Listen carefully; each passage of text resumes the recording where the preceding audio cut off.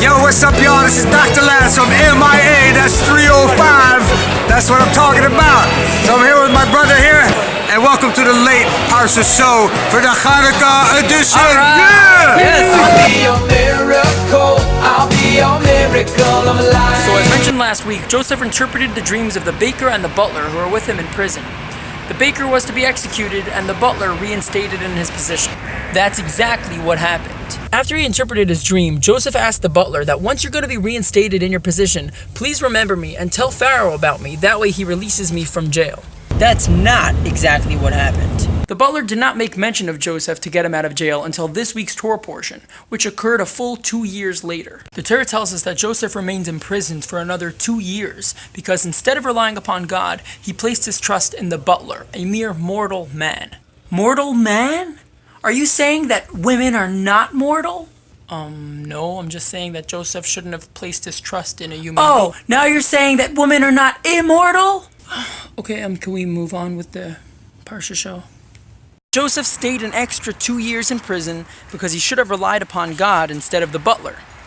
But why was he wrong for asking the butler to put in a good word for him? Doesn't God want us to use natural means rather than rely on a miracle? Look, the bars have vanished!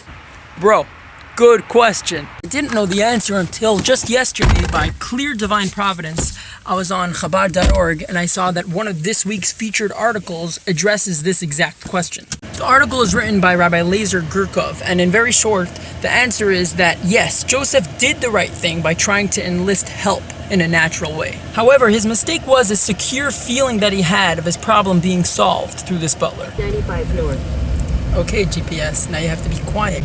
Joseph knew that everything was directed by God, so Joseph mistakenly thought that God had arranged for him to meet this butler in order for the butler to secure his release. But really, Joseph should have placed 600 feet, take the I-95 north. But really, Joseph should have placed 100% full trust that God would arrange his release. Of course, he should try whatever natural opportunity God grants him, but that's also how he should have viewed it, only as an opportunity, a mere chance.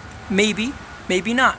It's God who decides what will work, if it will, and when it will.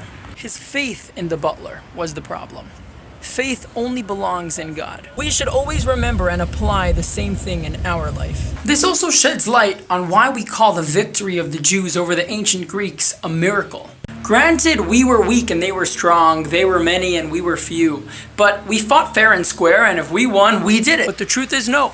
God decided that we would be victorious, and God got rid of our enemies. May we be victorious in our personal battle with evil, and may God decide to do away with evil once and for all, with the revelation of Moshiach now. See you at the menorah lighting in the temple, and it will be a really happy Hanukkah.